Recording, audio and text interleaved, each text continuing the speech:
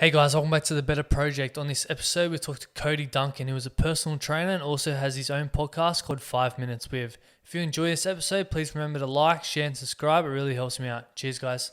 Thanks for coming on. Do you want to quickly tell me about yourself, introduce yourself, your upbringing, and all that? Yeah, sweet. My name's Kody Duncan, Coach Kody on Instagram. I'm the owner and director of a couple businesses. I run my Journey to Personal Training from Plus Fitness Minto in Crunch Fitness, Liverpool Health Clubs, a few kind of gyms. Personal training mainly work with all types of clients, majority female. I work through the NDIS with people with disabilities. I also direct a kids business, Elasticity Kids. We do kind of kids programs in childcares, which we just kind of started this year and just kind of taken it off the ground before COVID. And run my own little podcast show called 5 Minutes With. And yeah, that's me. Is it? Yeah. Not good at talking. What was your upbringing like? You know what? Like it wasn't like the worst. It wasn't the best. I grew up. Would say middle kind of average family. Wasn't the richest, wasn't the poorest. Grew majority up at so when I'm born in Goulburn. Nice. Goulburn rep there, born in Goulburn, moved down to Sydney, obviously with my parents, moved and then lived kind of there. Used to hang out at my grandma's a lot because it was across from my primary school. Parents had pretty busy work and that. And then they split when I was 10 years old. That kind of had a bit of effect on myself, put on a bit of weight, overeating. Long story short, got a bit more chubby. And then, that's one of the reasons I'm a trainer. Just when I was about 13, started training properly into weights, and I lost a fair bit of weight, and people started asking me for advice. So I thought I'd take a career turn in it. Sweet. So that's the reason behind getting into personal training, is for yourself and then to help others. Yeah. I hated being being looked as that chubby fat kid. Yeah. And then kind of overcoming that, you kind of look and at first you to impress girls and everything, all that bullshit. But teenage boy. And then it kind of became like a bit of an obsession. I think having the parents kind of split, it was like a bit of an escape from the reality of like seeing what's going on and all that. And it was good. Like it's took me where I am today, which I'm very grateful for. Yeah. So talk to me about Journey 2. What's the meaning behind that and your mission? Yeah. When I was doing my PT course, when I just finished high school, I was like, I just wanted a name that would just spark in my head. And I knew one day I'd just be walking down the street and I'd think of a name. So Journey 2 just came from, I was like what I learned, the big thing in, like with my training, obviously it was to get girls, play better in footy, all this stuff. But being in the journey side, I've learned a lot more, rather than like losing weight was just one part. But what I learned to lose weight was like real important. So I wanted to create somewhere where people focus more on the process, not the destination. So like obviously tracking your food and training consistently and sleeping well and all that type of stuff, rather than just thinking about losing 10 kilos. And that's kind of where it came from. The mission, man, is just right now, like I've only been a year into business, year as a trainer, only young. So just kind of right now I'm just building foundations for the business. Anyone that asks me, I go, I'm building a foundation to set myself up long-term and have other trainers working for me and stuff like that, and just gaining as much experience as possible for now. Yeah. So how did COVID affect you? Don't understand. You know what? Like as much as it put me out of the gym for 9 weeks, like training clients, but I've learned a lot more, not only myself, but like just in general with being a trainer. Like when the gyms closed, I was like, oh shit, what am I going to do now? I've probably moved half my clients to like a local park and all that. And the other half kind of, I don't know what they did, probably not much. But then also I had developed like the night that the gyms closed, I actually stayed up. I didn't go to sleep until like, I didn't even sleep. I stayed up all night until about 5 and then headed to the gym that morning because the whole night I stayed up making like an online platform so people could still train. So I did like a little $10 a week membership. They get like a daily workout and there was online classes over Zoom. I created that overnight. The next day I had about 15 new members, and then by the end, maybe 3-4 weeks ago, I had like almost 40 consistent members on that.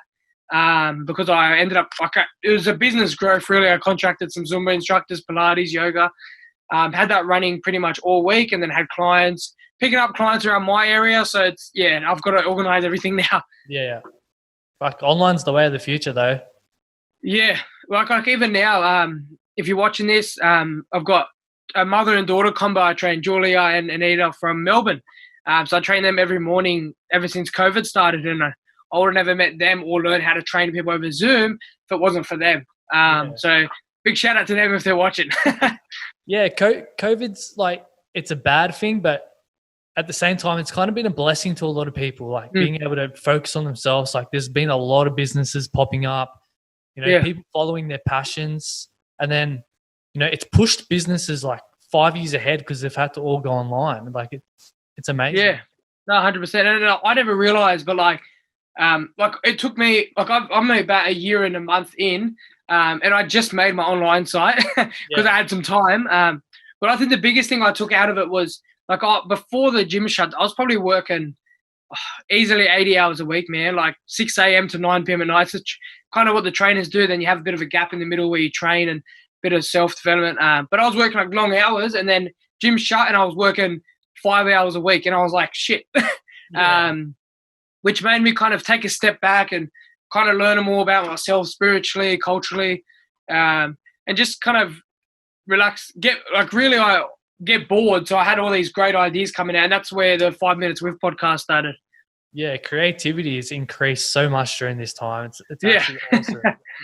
100%. Yeah, I've seen your 5 Minutes With, man. You've had like over 30 guests or something? Yeah, man. I've been a bit slower lately. I've actually got to post and edit one today.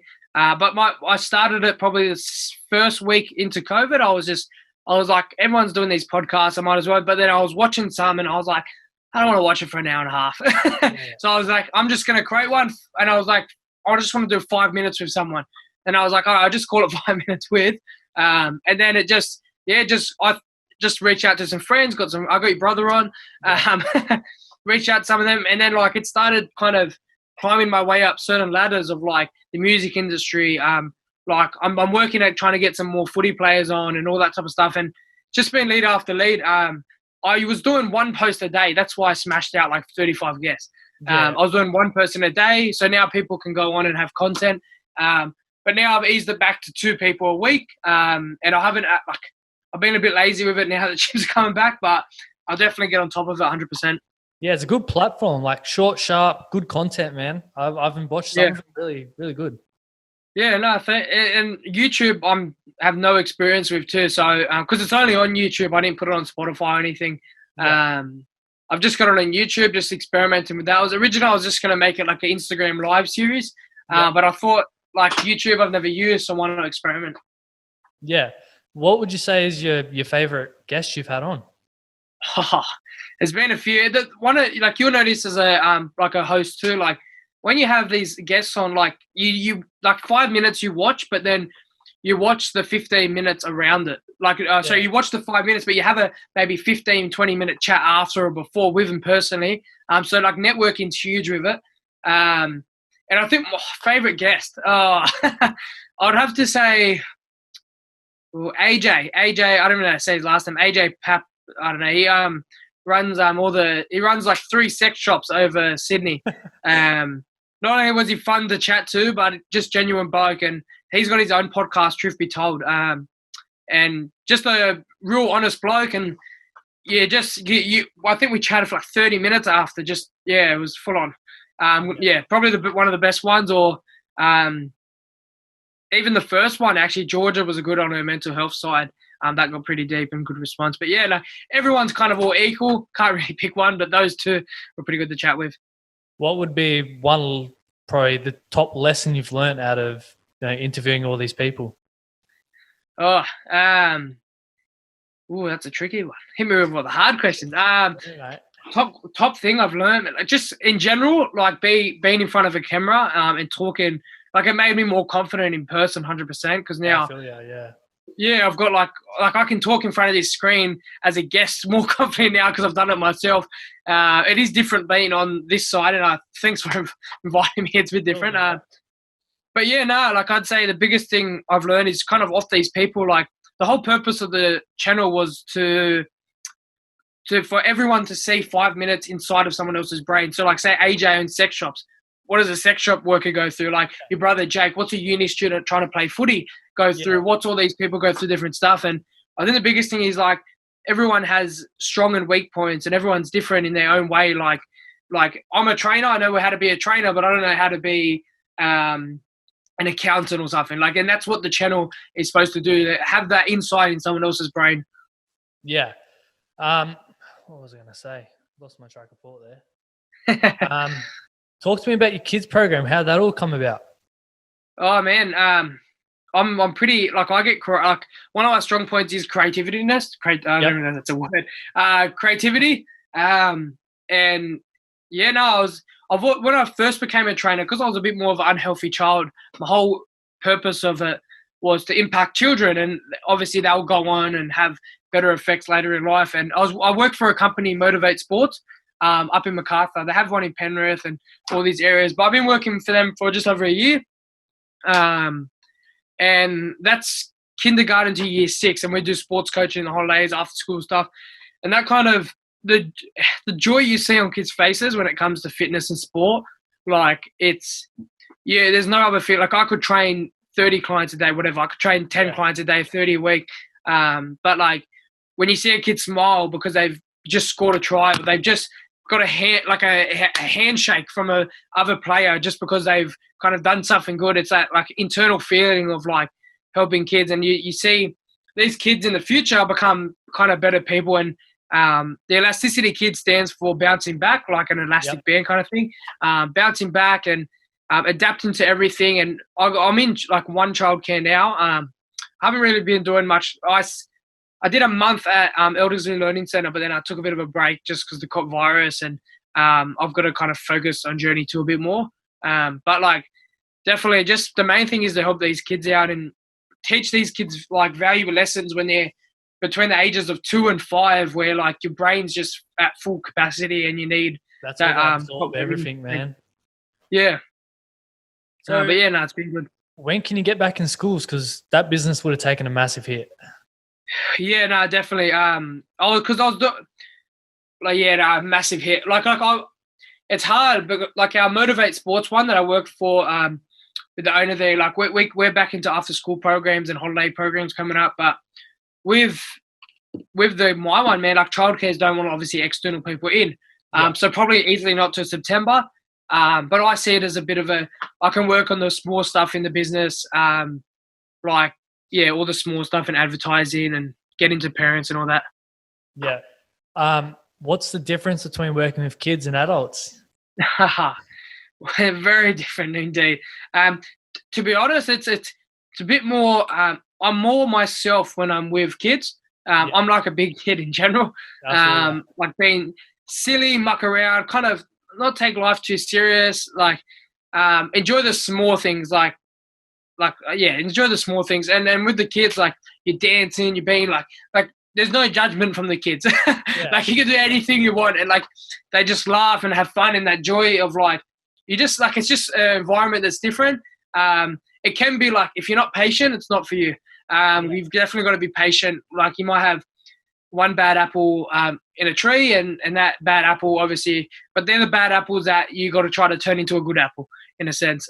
In talking in kids reference, not apples. It teaches you patience.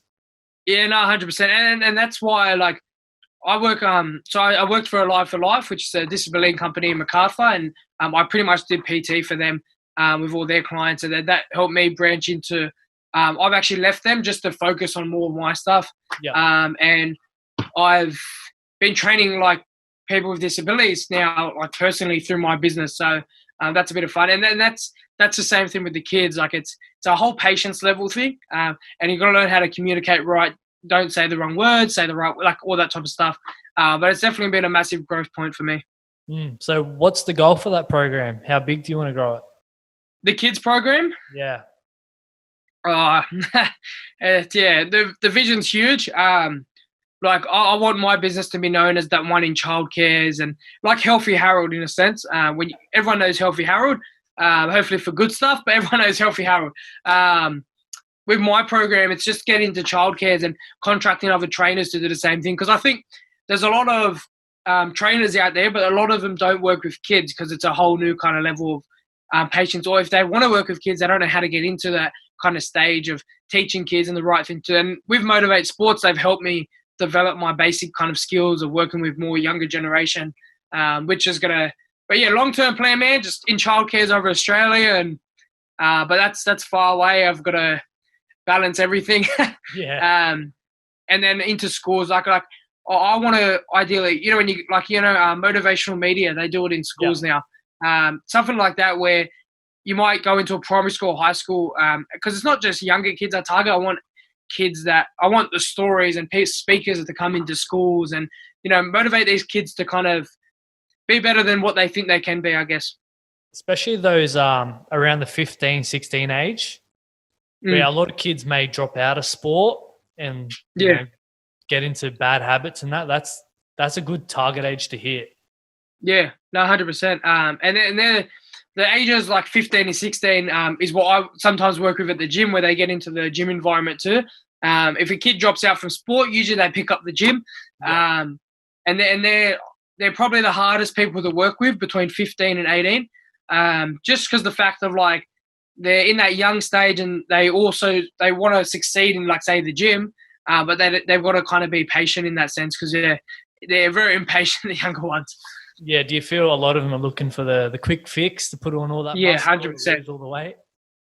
Yeah, although like being back at the gym today, man, like there was 15, 16-year-olds in there trying to max out the machines. Like It's not what you do for long-term success. Like if you, like it's, and I know this because as a 15-year-old, I was like, I wanted to lose weight in a week. I wanted to be bloody Arnold Schwarzenegger in a week. But like the older you get and the more you get experienced in that type of stuff, you realize everything takes time, but it's better that way anyway. Yeah, it's about educating them. Yeah, 100%. So back to 5 minutes with, have you ever thought of expanding that to a longer form? Yeah, I spoke to a few people on the podcast after, because like obviously its name is 5 minutes with. It's got a bit of a brand name to it. Yeah. I don't even know, because ideally I'm gonna just start interviewing people kind of every week, and I don't know. It depends, because obviously if I go longer, it defeats the purpose of 5 minutes with. Yeah. But I guess you could go longer and then get the best 5 minute snippets out of it. Well, yeah, that's actually not a bad idea. So then people can watch the short form and then head over to YouTube for like the longer form kind of thing. Yeah. The only other option I thought of was like, say, do a say 15-minute interview and break it into 3 parts, like that kind of thing. And like part 1, part 2, part 3, which I can do because it's technically 5 minutes. But if you watch most of them, they go over because some people just want to like rant. Yeah. I feel like you have to go longer form to get more in depth. Yeah, that's the thing. Yeah. That's why I enjoy doing longer form. Yeah. And if I had to turn back time, to be honest, and because really I thought like a lot of people wouldn't want to be on a podcast. That's why I made it 5 minutes with, so I wouldn't waste anyone's time. But you start to realize a lot of people want to tell their story on these podcasts. It's crazy. And like, that's why I'll probably start doing some more like I might have a few people on and do 3 parts and post it over the week, just to get that more depth conversation. But it's not a bad idea. Yeah. Like when I first started, I was like, fuck, who's going to listen to this shit? And then you put out a few episodes and people are hitting you up and they're wanting to come on. I'm like, oh, okay. Yeah. And now just like heaps of podcasts lined up. I'm like, sweet. Yeah. And it's just lead after lead. Like say, like a lot of mine just come off each other. Like I get someone and then, but like I do a lot of messaging. I just message pretty much like almost 5 people a day sometimes. I've messaged Gary Vee to come on my podcast. Like I've messaged Will Smith, like these popular people that like if you don't ask, you don't get a yes. Exactly. It's a 50-50 chance you get that yes. Yeah, it's a great platform because I feel like a lot of people, like per se, don't have a platform to share their stories. Yeah, no, 100%. Especially in like people with mental health. That's a real. I've had a few people on like share their stories, and it's a very strong platform, especially like, I don't know if you've seen my episode with Matthew Caruana. I listened to the first couple minutes yesterday, actually. Yeah, so his story, basically, he had depression, attempted suicide, so he jumped off a building, and he woke up and like he's paralyzed from the waist down, so he's in a wheelchair. Yeah. So like being able to share that story, like even if that impacts one person with like depression, and that changes their mindset, like, wow, I should maybe talk to someone and reach out. Like that's the reason I do it. Yeah, like, it's very impactful. No, 100%. And mental health is a very, like, it's gotten better in the last couple of years, but the stigma around it is like a lot of, like, especially in the male side, like obviously it happens in kind of every gender and all that, every race, but the male side is like terrible, especially growing up in the footy scene and playing footy my whole life. Like, there's some boys out there that you see and like, they look happy as, but now you got to look at them different because you don't know what they're going through in their head. Exactly, bro. Exactly. Yeah, so that's my reason. I feel like we have the same reasons behind why we do what we do. You know, everyone has a story, and I believe it should be shared, you know? Yeah, 100%. No matter how big or small. Yeah. And obviously, like even with my podcast, man, like some of these people I'm interviewing aren't like Gary V's or thing. They're just like people that I used to work with, people that are kind of just starting out, but like, a good quote is these small fishes become the big fishes one day. Exactly. And yeah, like their stories need to be told too. Even if you're just the mailman has a story. Everyone has a story, man. 100%. So talk to me about footy. Who were you going to play for this year? Footy is just all, like, to be honest, man, like footy growing up, NRL was the dream, the main priority, I guess. Yeah, same here. I started, sorry? Same here, man. Like I wanted to play NRL. I think NRL was the dream. Like I think I had my dreams mixed up, to be honest. It's actually a funny story. Like I played footy for Mounties since I was 5. I was probably the worst player ever until I was like about 10. And then one day I just had a night game, switched, and defense was my probably best thing. Attack, I hate running, but defense, man, I would just tackle all game, just that kind of workhorse in defense. But yeah, no, I played until Mounties and then did a bit of a Cabra, I went to Cabra for 2 years. Got the captaincy, which was fun, a bit different. And then kind of played up until last year with your brother at Sydney Shield. So I did the whole preseason. 2 weeks before the comp, I pulled out and didn't play last year at all. Took the year off, just getting work. And as a trainee, working nights and you don't really want to work. And I think the biggest thing was, like, I played Mounties the year before, probably my best year of footy ever. I should have probably stayed there. I would have had better opportunities because I think I went to Cabra because I got offered a contract there for a year, and I think I saw that contract as like, I've made it. This contract has made me. When if I probably held off and like stayed another year at Mounties, because I was still in school at 16 playing for the under 23s in Mounties, and it was just like surreal playing with these 22-year-olds that like I used to catch the bus with in year 7. And like playing with those guys, man, taught me a lot. Like obviously you get a bit rougher playing up, and then I went to Shield, and then going to Cabra, just the environment's a lot different. And I don't know, I feel like there was a lot of opportunity there, but I just really, like, it wasn't my priority. I think when I got that contract, I got a bit more lazy, comfortable. I wasn't chasing anything bigger, but I went to where I think I'm playing again this year. I went to Moorebank Rams training to play with their Shield. I didn't train for like a year, and I was unfit as right off. So I just went, and then the virus happened. But then I represented Africa United under 18s last year. So that was a bit of fun. Against Italy, we lost, unfortunately. I've been called to play back with the seniors, but obviously the games have been cancelled. And then I'm potentially playing for Blacktown Spartans A grade just for a bit of fun, and just kind of play with the boys, get a bit of a like ball in hand. Because as much as like obviously my goal is not to make the unhurry anymore, I still love the sport and love playing it. Yeah. Do you know a guy called Troy Dargan? Yeah, Troy. I think he's our coach, isn't he? He messaged me to come down. Yeah, that guy, man. That guy hustles with players, man. Like, I think he messaged because our freaking team's linked with Blacktown Spartans, and he just messaged everyone, I think. And like, he like, I can't make training. I can only make the games, and he said that's fine. So I was like, it's an opportunity. Something could come out of it. And yeah, I just take every opportunity I can, and it's every Sunday. I just do a bit of cardio by myself in the week, and yeah, Troy's a nice bloke. Yeah. I guess so. As you get older, you kind of realize there's more to life than footy, eh? Especially when you. Well, yeah. Well, even I moved schools. So in year 9, I used to go to Cecil Hills, and I moved to Patrician Brothers College in Fairfield. I had 2 options. I had St. Greg's, Campbelltown, or Patrician Brothers, and St. Greg's was way too far for me. So I went to Patrician Brothers, played footy there, like A grade pretty much since year 10. And like that's all I used to think about, footy.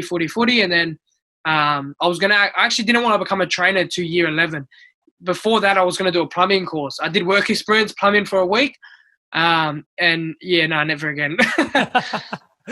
Yeah, I got a mate who does plumbing. Fuck, the Snapchats he sends me of what he has to do. Oh, wow. No, I just I think because like growing up with my family, like a lot of like my brothers and my uncles have all got into trades. Like it's kind of a common thing. I think it's an Aussie thing, to be honest. Yeah. Like you either go to uni or you go to a trade. And like a big part of that, I can't, to be honest, I don't really want to work hard. I don't want to be on the tools all day and all that. And then obviously I made my passion a career, I guess you can say. Yeah. So talk to me, what's been the biggest struggle in your life and how did you overcome it?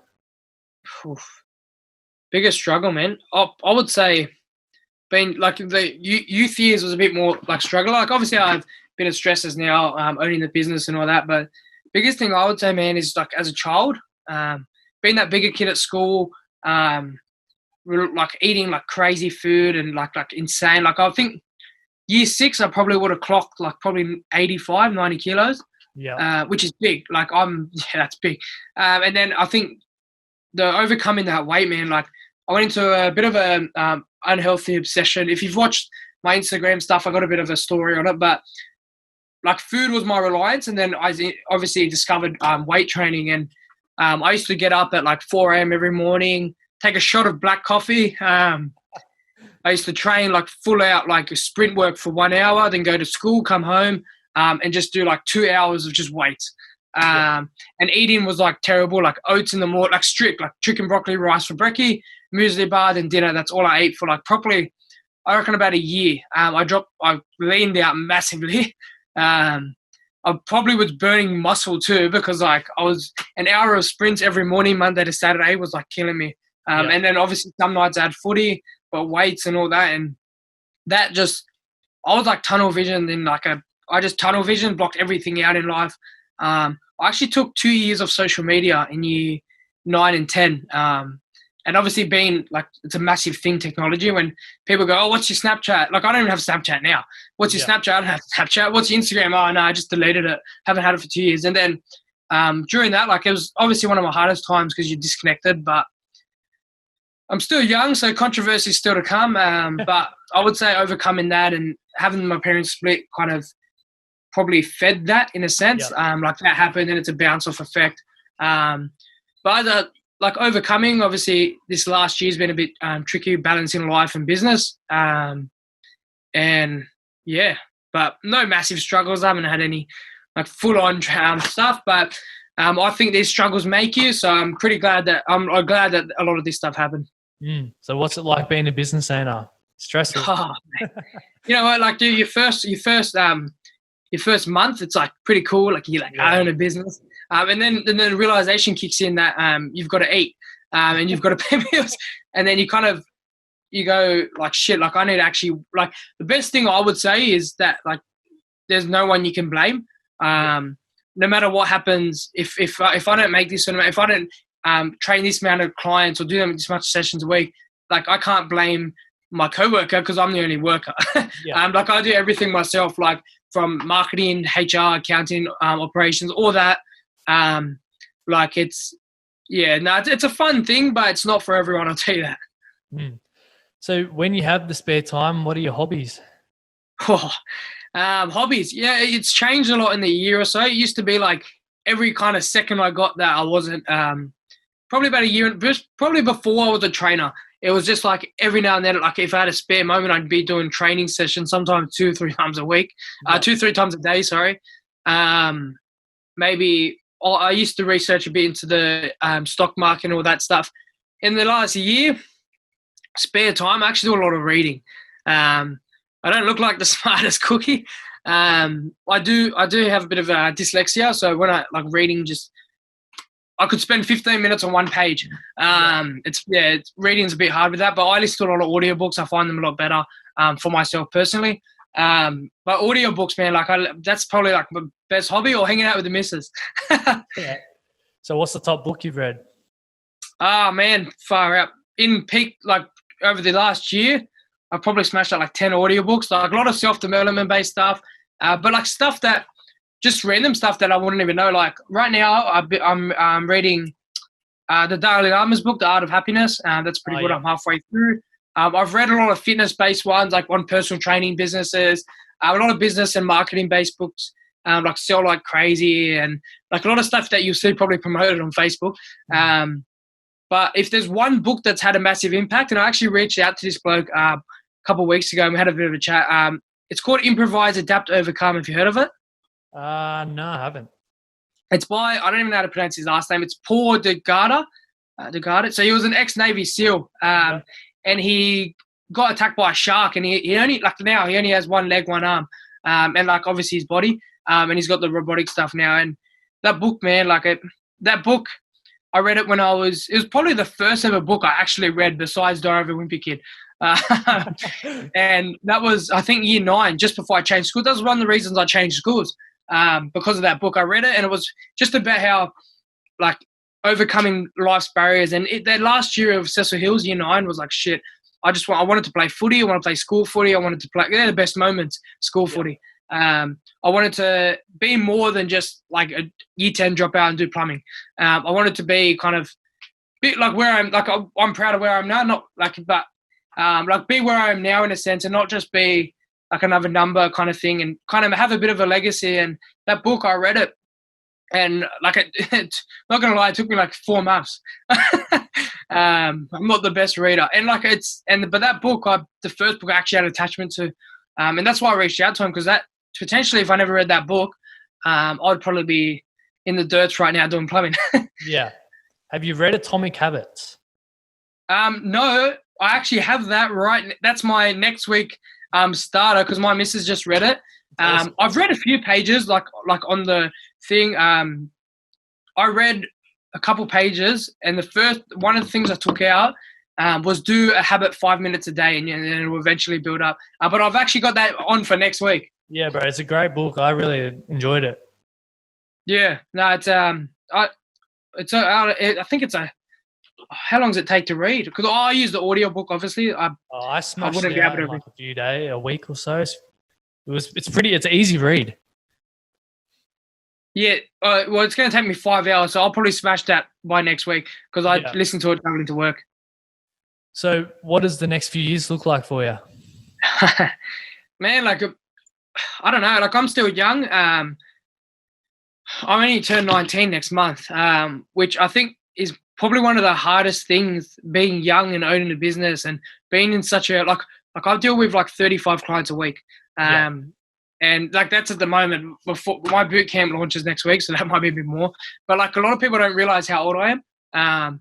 I get like 24. The oldest I got was 32, which I'm not proud of. A bit of the facial hair. But I think because my customer service skills are from working in the gym for like 3-4 years now. And like the next couple of years, to be honest, I'm still building the foundations of my business.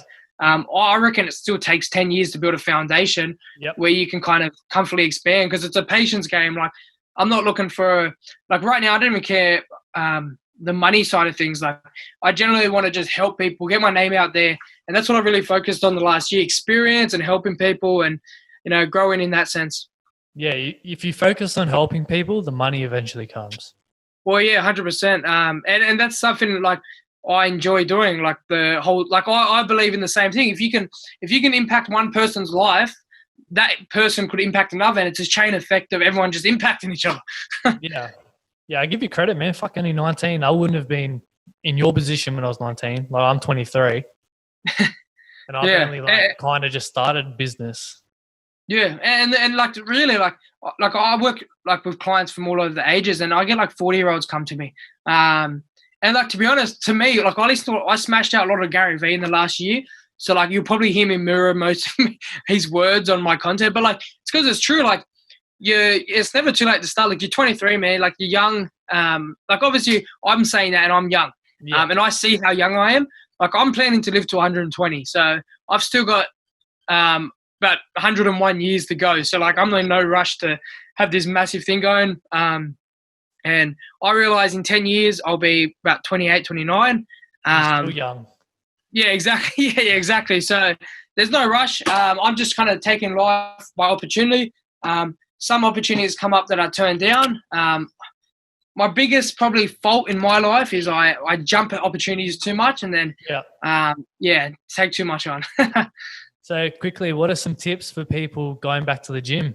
Don't get me started on that. Today, the amount of stuff I saw, just take it easy. Like there's no patience. There's no rush to be like the best in 2 weeks. Like I saw people were testing their 1 rep maxes today, and I was like, you're joking.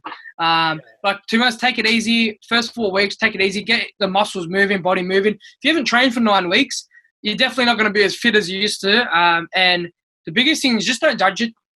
Don't judge yourself on anything. Like don't compare yourself to the person next to you at the gym who's been training for 9 weeks consistently. Keep the kind of judgment to yourself. Like don't judge others, obviously, if you see them in the gym, or don't judge yourself really. Yeah, everyone has to start somewhere, and we've had 3 months off. Yeah, 100%. So quickly, where can people find you? On social medias or in person? Socials. In person, no, I'm everywhere. So social medias, we've got Facebook is Coach Kody /Journey2 personal training, or my personal Kody Duncan. Instagram is Coach Kody or Journey2 _. We've got our website and all that up to date. 5 minutes with, literally, that's the name if you want to check it out. And other than that, I'm based at Plus Fitness in Minto. So anyone in the Macarthur area, I've still got spots available anyways. But yeah, before I go, man, Nick, man, big shout out to you and the kind of Jake. I've been seeing a bit of your stuff coming up now. And this podcast, I had to listen to. Who did I listen to yesterday? Isaac John, is that his name? Yeah. Isaac John, I think that's his name. I did listen to his. And man, like you can see obviously the quality is getting better and better from yourself, and you're getting more confident. And it's good to see, man. Keep it up. Yeah, I think from that episode was a turning point in my confidence. Like ever since then, it's just been uphill. Yeah, 100%. And then that's what happens, and that's ideally what you got to do. But yeah, man, like I'm loving it. Yeah, sweet, bro. Well, I appreciate you giving me the time to come on. It's been a good chat, man. Yeah, of course. Sweet, bro. Cheers. See you, man. Yeah.